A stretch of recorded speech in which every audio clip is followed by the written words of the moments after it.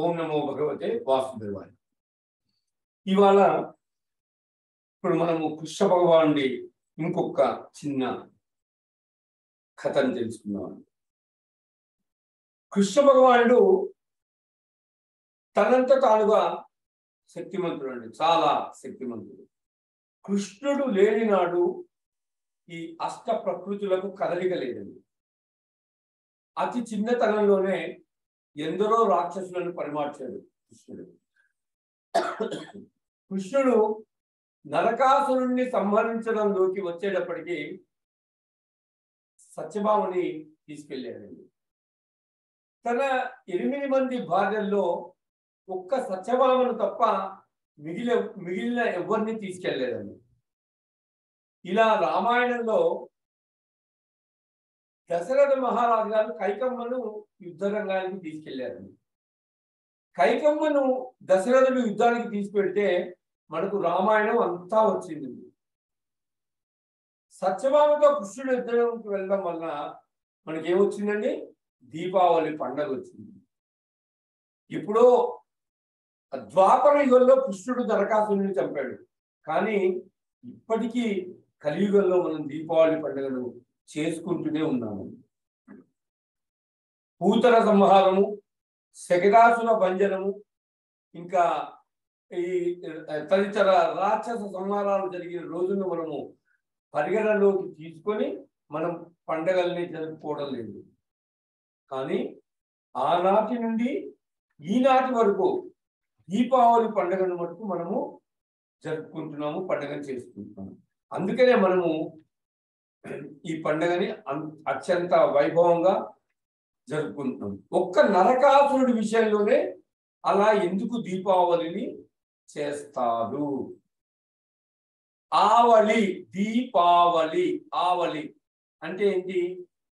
వరుస అని అర్థం అండి. దీపాల వరుస. దీపావళి అనగా దీపముల వరుస అనే అర్థం అండి. ఒక దీపం పెట్టడం కాదు, చాలా దీపాలు పెట్టాలి. వరుసలుగా దీపాలు కనబడతాయి కాబట్టి దీపావళి అంటారు. అలా దీపాలు వెలిగించడానికి ఈ నరకాసురుడు చచ్చిపోవడానికి ఏమైనా సంబంధం ఉందా? ఈ నరకాసురుడి కన్నా ఘోరమైన రాక్షసుడు రావణాసురుడు అండి. కానీ ఈ రావణాసురుడు చనిపోయిన రోజున మనం దీపాలు వెలిగించడం లేదు. ఎందుకు? మరి నరకాసురుడు చనిపోయిన రోజునే దీపాలు ఎందుకు వెలిగిస్తున్నారు? దీని వెనకాల ఉండే రహస్యాన్ని మనం అర్థం చేసుకునేందుకు ప్రయత్నం చేయాలండి. ఒకనాడు కృష్ణ భగవానుడు కొలువు తీరున్నాడండి. ఆ సభలో ఎవరెవరున్నారు? దేవతలు, ఇంద్రుడు, దుర్వాస మహర్షి, వీళ్ళందరూ కూడా వచ్చి ఉన్నారండి. వచ్చి వాళ్ళు అంటారండి, మహానుభావ కృష్ణ, నరకాసురుడి ఆగడాలు రోజు రోజుకి మితిమీరిపోతున్నాయి. నరకాసురుడు దేవతలకు తల్లి అయిన అదితి కుండలాలను తస్కరించాడు. వరుణుడి ఛత్రాన్ని ఎత్తుకుపోయాడు. దేవతలందరూ విహారం చేసే ఆ మణి పర్వతాన్ని కూడా ఎత్తుకుపోయాడు. వాడు ఆగడాలు అన్నీ ఇన్ని కాదు, కృష్ణ నీవే వాడిని పరిమార్చాలి అన్నారండి. అప్పుడు కృష్ణుడు అన్నాడు, తప్పకుండా నరకాసుర సంహారం చేస్తాను, రాక్షస వధ చేస్తానని చెప్పి దేవతలందరినీ సాంత్వనపరిచాడండి. తర్వాత తాను యుద్ధ భూమికి బయలుదేరడం కోసమని రథాన్ని ఎక్కుతున్నాడు. సరిగ్గా అదే సమయానికండి అక్కడికి ఎవరు వచ్చారు? సత్యభామ వచ్చింది. ఈ సత్యభామ అనే పేరుని చాలా గమ్మత్తైన పేరు. శ్రీకృష్ణుడి వద్ద సత్యభామ పొందిన స్థానము చాలా గొప్పదండి. సత్యభామ అనేక రంగాల్లో ప్రవీణురాలు. ఆ తల్లి కృష్ణ భగవాను దగ్గరికి వచ్చి ఒక్క మాట అడిగింది, నాథ, మీరు నరకాసురుడితో యుద్ధం చేయడానికి యుద్ధభూమి బయలుదేరుతున్నారు కదా, నేను కూడా మీతో యుద్ధభూమికి వద్దాం అనుకుంటున్నాను అనిందండి. చూడండి, అక్కడ రాముడు అరణ్యవాసానికి వెళ్తున్నప్పుడు సీతమ్మ కూడా రాముడి వెంట అరణ్యానికి వస్తాననిందండి. అప్పుడు సీతారాముల మధ్య చాలా ఒక గంభీరమైన చర్చ జరిగింది. కానీ కృష్ణుడితో చర్చ గంభీరంగా ఉండదండి. కృష్ణుడికి రాముడికి అవతారాల్లో చాలా తేడా ఉందండి. చక్కబెట్టడంలో కృష్ణుడి తర్వాతే రాముడు అనమాట. బాలకాండలో యుద్ధానికి వెళ్ళినప్పుడు మారీచుడిని చంపేసి ఉంటే అసలు రామాయణం అంత దూరం వెళ్ళేది కాదు. సీతాపహరణం జరిగేదే కాదు. మారీచుడిని వదిలేసి తాటక సంహారం చేశాడు. శూర్పణఖ ముక్కు చెవులు గోతులు చేశాడు. రాముడు రాక్షస సంహారం చేసేటప్పుడు సగం చంపుతాడు, సగం వదులుతూ ఉంటాడు. దానివల్ల రాముడు కష్టాలు కొని తెచ్చుకుంటూ ఉంటాడు. కృష్ణుడు అలా కాదండి, ఒకటేసారి ఏం చేస్తాడంటే జరాసంధుడు యుద్ధానికి వస్తే వీడిని చంపిస్తే మళ్ళా పనికి వాళ్ళందరినీ కూడా వాడు వేసుకొని వచ్చేవాడు ఉండడు. అందుకని వేసుకోవచ్చే వాళ్ళందరినీ చంపేస్తాడు. వీడిని వదులుతుంటే మళ్ళీ వీడెళ్ళి మళ్ళీ పనికి వాళ్ళందరినీ తీసుకొని వస్తుంటాడు. అలా అనుకొని వచ్చిన వాళ్ళందరినీ చంపేస్తాడు అన్నమాట కృష్ణుడు. అలా వాడు తీసుకొచ్చిన వాళ్ళందరినీ చంపుతూ ఉండడం వల్ల ఆ భూభారం తగ్గింది. కృష్ణుడు చేసిన పని అది. ఇంకా వాళ్ళ గురించి నేను వెతకక్కర్లేదు. వీడిని వదిలితే కనుక మళ్ళీ వీడెళ్ళి వాళ్ళందరినీ పట్టుకుంటాడు. మళ్ళీ ఆయనకు వచ్చినప్పుడల్లా జరాసంధుడిని వదిలేసేవాడు. జరాసంధుతో వచ్చిన వాళ్ళని చంపేసేవాడు. ఎందుకంటే వెళ్తాడు, వాళ్ళందరినీ పట్టుకొస్తాడు, భూభారం తగ్గించేస్తాడు అనమాట. జరాసంధుడికి ఈ విషయం తెలియక వెళ్తాడు తీసుకొస్తాడు వాళ్ళందరినీ కృష్ణుడు చంపాడు. అట్లా 17 సార్లు కృష్ణుడి మీద యుద్ధానికి వచ్చాడండి. అనేక అక్షౌహిణుల సైన్యాన్ని తీసుకొచ్చాడు జరాసంధుడు. కురుక్షేత్ర యుద్ధం జరగడానికి ముందరే అంచెలంచెలుగా ఇన్స్టాల్మెంట్ వైజ్ మొత్తం అందరినీ తీసేశాడు ఆయన కృష్ణ పరమాత్మ. అలా చేసి ఉండకపోతే వీళ్ళందరూ కూడా ఆ కౌరవరాజు ఆ దుర్యోధనుడి పక్కన దుర్యోధనుడి పక్కన చేరుండేవాళ్ళు ఉంటారండి వీళ్ళందరూ కూడా. అప్పుడు వారందరినీ కంట్రోల్ చేయడం పాండవులకు చాలా కష్టమై ఉండేది. అందుకే కృష్ణుడు పుట్టినప్పటి నుంచి రాక్షస సంహార క్రియలోనే నిమగ్నమై ఉన్నాడండి. చక్క పెట్టేసి వచ్చేసాడు అందరినీ. ఒక్కొక్క దగ్గరికి వెళ్ళి వాళ్ళని చంపేయడం, వాళ్ళ సైన్యాన్ని చంపేయడము, ఈ రకంగా. సరే, ఇప్పుడు ఈ నరకాసురుని చంపడానికి రథం ఎక్కబోతున్నాడండి. యుద్ధానికి బయలుదేరుతుంటే సత్యభామ అక్కడికి వచ్చి తాను వస్తాను అనిందండి.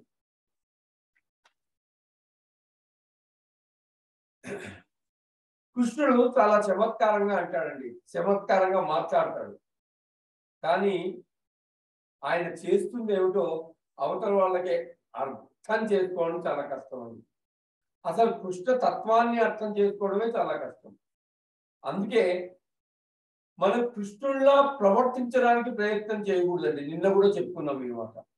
కానీ కృష్ణుడు ఏం చెప్పాడో దాన్ని మాత్రం మనం ఆచరణలో పెట్టడానికి ప్రయత్నించాలి. ఆయన చేసింది మనం చేయకూడదు, ఆయన చెప్పింది మనం ఆచరణలో పెట్టుకోవడానికి ప్రయత్నించాలి. కృష్ణ పరమాత్మ చెప్పేటప్పుడు చాలా స్పష్టంగా చెప్తాడండి. అరమరికలు ఉండవు. ఆ జగదాచార్యుడు ఆ పరమాత్మ మనం ఎలా ప్రవర్తించాలో చెప్తాడండి. ఆయన చేసిన పనులని మనం అర్థం చేసుకుంటే మనం జ్ఞానం అవుతాం. అర్థం చేసుకోవడంలో తేడా వచ్చి ఒకవేళ ఆచరణలో పెట్టినట్లయితే మొత్తానికి మనం సర్వనాశనం పొందుతాం.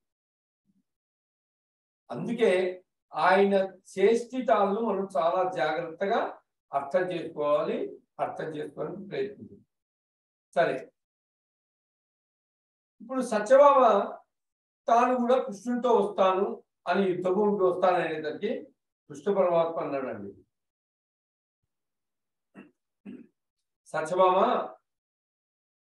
యుద్ధం అంటే ఏమిటో సరదాగా ఉంటుందని అనుకుంటున్నావు, రోజు నాతో ఈ ప్రణయ విలాసాలతో తేలాడుతూ ఇది కూడా ఏదో ఉద్యానవనంలో వెళ్ళి విహరించడం అనుకుంటున్నావు. యుద్ధభూమి అంటే ఎలా ఉంటుందో తెలుసా నీకు? అక్కడ ఈ 9 జంకారాలు వినపడవు, ఈ బ్రహ్మాండమైన 7 తొండాలెత్తి ఘీంకారాలు చేస్తుంటాయి, ఆ ఘీంకార ధ్వనులు వినపడుతుంటాయి. అక్కడ ఈ పద్మాల నుంచి వచ్చే పుప్పడితో కూడిన గాలి రాదు, ఈ శరవేగంతో పరిగెత్తే గుర్రాలు యుద్ధ భూమిలో వెళ్తుంటే వాటి డెక్కల నుంచి పైకి రేగిన ధూళి వచ్చి మీద పడుతుంటుంది. అక్కడ సరోవరాల నుండి వచ్చే చల్లటి గాలి రాదు. అక్కడ శత్రువులు విడిచిన బాణ పరంపరలు వచ్చి మీద పడతాయి. అక్కడ కలహంసలు ఇటువంటి పక్షులతో కూడిన సరోవరాలు ఉంటాయని నువ్వు అనుకుంటున్నావేమో. అక్కడ భయంకరమైన శత్రువులు రాక్షసులతో కూడిన యుద్ధభూమి ఉంటుంది. అది చూసి ఆనందించడానికి అది చక్కటి పూలతోట గార్డెన్ ఏం కాదు. ఎక్కడ చూసినా అరుపులు కేకలు ఉంటాయి. యుద్ధభూమి అంటే ఏమనుకుంటున్నావు నువ్వు? నాతో పాటు యుద్ధ భూమికి వస్తానంటావేంటి నువ్వు? నాకు సాయం వద్దామనుకుంటున్నావేమో. నువ్వేం కంగారు పడద్దు, నువ్వు ఆడపిల్లవి, నీవెక్కడ, యుద్ధం ఎక్కడ? నేను రాక్షసులను పరిమార్చి తొందరగా తిరిగి ఇంటికి వచ్చేస్తాను వెనక్కి. నువ్వు బెంగ పెట్టుకోవద్దు, అందుకని నువ్వు నాతో రావద్దు, వెనక్కి వెళ్ళు అంటాడు. సరే, అప్పుడు సత్యభామ ఈ సీతమ్మ తల్లిలాగా గంభీరంగా మాట్లాడలేదండి. ఆమె గబగబా కృష్ణ పరమాత్మ దగ్గరికి వచ్చి ఆయన చెయ్యి పట్టుకొని అలవోక ఆమె గడ్డాన్ని ఆయన భుజానికి ఆనిచ్చిందండి. ఆనిచ్చి ఆయన చెవిలో మాత్రమే విడవేటట్టుగా ఎంతో ప్రియంగా ఒక చక్కటి మాట చెప్పిందండి. ఏమని? ఆ యుద్ధ భూమిలో ఉన్నవారు రాక్షసులే అయినా, అక్కడ దైత్య సమూహాలే ఉన్నా నాకేమీ భయం లేదు. నీ భుజాలు అనబడే దుర్గముల చాటున నేను ఉంటాను. నీ భుజాల వెనకాతల నేను ఉంటే నన్నెవరేం చేస్తారు? కాబట్టి నేను నీతో వచ్చి నీ యుద్ధం చూడాలని అనుకుంటున్నాను. నీ మీద నాకు ఎంతో నమ్మకం ఉంది అని తన చెందు చేతులు ముకులించి నమస్కారం చేసి తాను వస్తానని ప్రార్థన చేసిందండి సత్యభామ. సరే, మరి ఇంత ప్రియంగా మాట్లాడిన భార్యను ఏ భర్తన్నా ఆమె మాటని కాదనగలదండి? అందులో కృష్ణుడు ప్రియ సఖి, ఆమె అడిగితే ప్రార్థన చేస్తే కాదనగలదా? లేదు. అయితే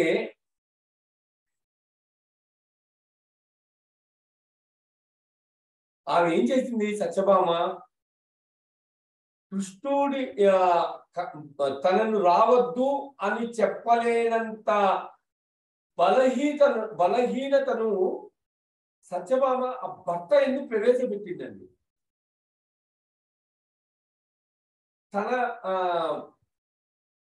తన వంక ప్రేమతో ప్రియంగా చూసేటట్లు కృష్ణుడిని మార్చిందండి ఆమె. ఆ మాటలతో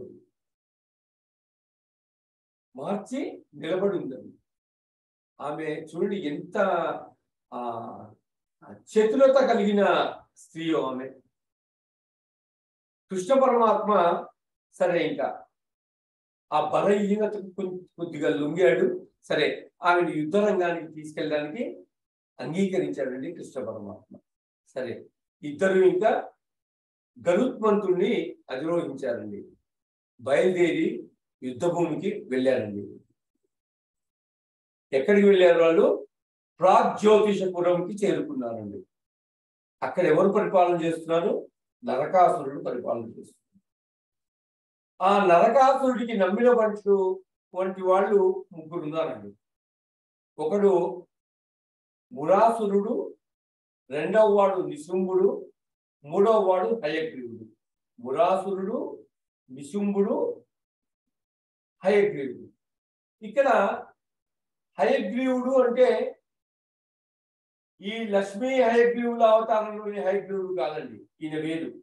ఇక్కడ చెప్పబడిన హయగ్రీవుడు ఒక రాక్షసుడు. వీళ్ళు ముగ్గురు నరకాసురుడికి నమ్మిన బంటండి. అక్కడ దుర్గములు చాలా ఉన్నాయి, అంటే కోటలు, జలదుర్గము, గిరిదుర్గము, ఇలా 6 రకాలైన దుర్గాల్ని శాస్త్రం చెప్తుంది. అటువంటి అనేక దుర్గాలను ఆయన నిర్మాణం చేశాడు. పరమాత్మ ఒకసారి ఆ దుర్గములన్నీ చూశాడండి. ఒకసారి తన చేతిలో ఆ పట్టుకున్న గద చేత ప్రహారం చేస్తూ ఆ దుర్గాలన్నింటినీ నేలకు ఉంచేశాడండి. తన చక్ర ప్రయోగం చేత కొన్నిటిని కూల్చాడండి. తన ఖడ్గధారల చేత కొన్నిటిని కూల్చాడు. ఇంకా ఆ పాంచజన్యం చేతిలో పట్టుకొని ప్రళయకాల మేఘం ఎలా ఉంటుందో అలా పాంచజన్యాన్ని పూరించాడండి. మురాసురుడు అక్కడ ఉన్న ఆ జలదుర్గంలో పట్టుకొని నిద్రపోతున్నాడండి. నిద్రపోతున్న వాడు పైకి లేచాడు. వాడు పెద్ద జడ వేసుకున్నాడు అన్నమాట. వాడు ఆ ప్రాగ్జ్యోతిషపురాన్ని ములాపాశాలతో కట్టి ఉంచుతాడండి. కృష్ణ పరమాత్మ తన చేతి ఖడ్గంతో ఆ పాశాలను ఖండించాడండి. అప్పుడు మురాసురుడు పైకి వచ్చాడు. వాడికి 5 తలకాయలు ఉన్నాయండి మురాసురుడికి. తన 5 తలాలతో వాడు ఈ బ్రహ్మాండాల్లో ఉన్నటువంటి పంచభూతాల్లో మింగివేసేలా ఉన్నాడండి. వాడి జడ ఒక సాగిన ఒక అగ్నిహోత్రంలాగా ఉందండి. అటువంటి జడతో వాడు నీటిలో నుంచి పైకి లేచి కృష్ణుడి వంక చూశాడండి.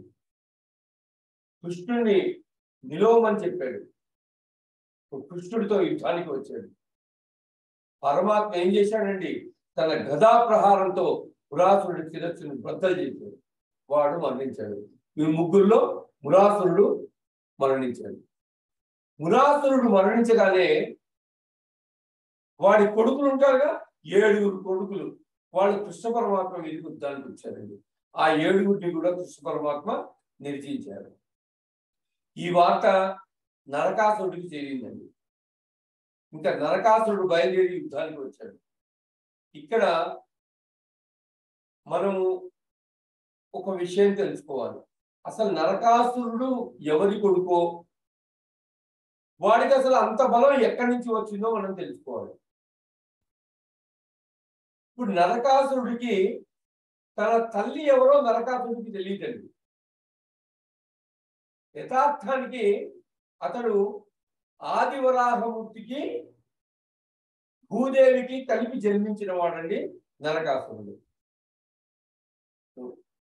ఇంకో భాగంలో చెప్పుకుందాం. ఓం నమో భగవతే వాసుదేవాయ.